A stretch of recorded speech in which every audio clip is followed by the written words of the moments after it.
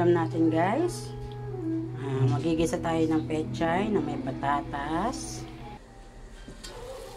Yan, ang sahog natin is pork giniling. Ginisa ko siya sa bawang, sibuyas, kamatis.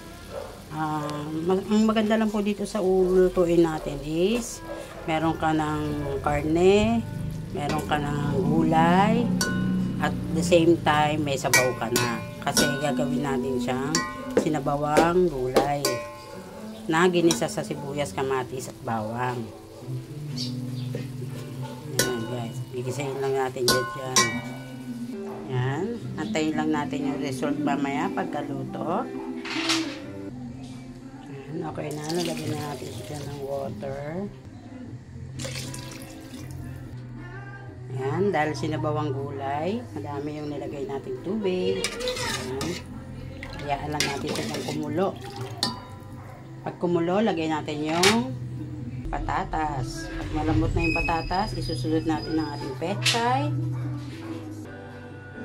at ang sili. Lalagyan din natin siya dyan mamaya ng cubes at ng konting asin pang palasa. Lagyan ko rin siya dyan ng pamintang powder. Then, takpan natin. Antayin natin kumulo, guys. Yan, kumukulo na. Lagay natin yung ating patatas.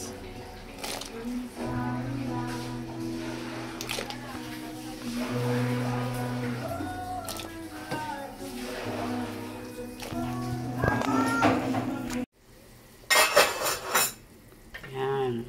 Lagay na yung ating patatas dyan. Lagay na natin ang ating pechay. Yan. Sabay na rin natin ang ating sili. Antayin na lang natin maluto ang ating gulay. Then, ready to eat na tayo. Ayan. Luto na yan, guys. O, diba? Meron na tayong sabaw. May pork. May vegetable.